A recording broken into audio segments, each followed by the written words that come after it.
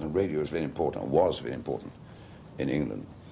And the director of this particular thing, which is called In Parenthesis, said to Dylan, "Now, Dylan, my dear chap, you're in no man's land between the Germans and the British, and you're dying, and you're a Welshman, and you're crying, screaming for your mother." And Dylan had a cigarette in his mouth. He said, "Okay." And that green light flickered, you know. And Dylan screamed. I mean, he screamed as you cannot understand the idea of screaming, except in nightmares or vast dreams. Tremendous scream. And with a cigarette in his mouth all the time. He finished the scream and he said, he turned to me and he said, "I bet you couldn't scream like that with a cigarette in your mouth." Of course I couldn't. But you were the one to whom or for whom he has written Under Milkwood, I mean, to perform. Now, the first voice he wrote for himself, the second voice he wrote for me. And because he died, I played both. Did you enjoy it? Oh, yes. Would you tell me any of your favorite poems from Dylan Thomas? Oh, I would say that, well, I don't know, he wrote about half a dozen lyrics, I think, which are remarkable. Will last, indeed, as long as the race lasts. I won't bore you with the whole poem, but there's one called Fern Hill, which is about Dylan's, all of Dylan Thomas's great poems are about his lost innocence, his lost childhood. He always refers back to his childhood. And Dylan, you know, firmly believed that when he went to sleep as a child, the entire physical universe disappeared.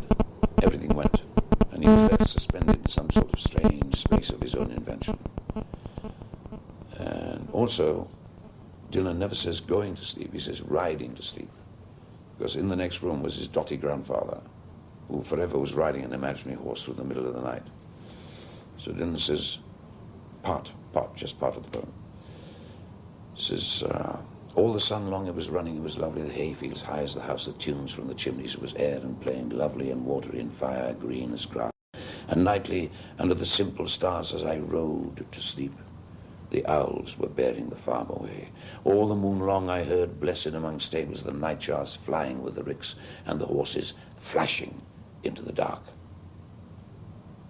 And then, to awake, and the farm, like a wanderer, white with the dew, come back. The cock on his shoulder was all shining. It was Adam and Maiden. Not bad, is it? Great.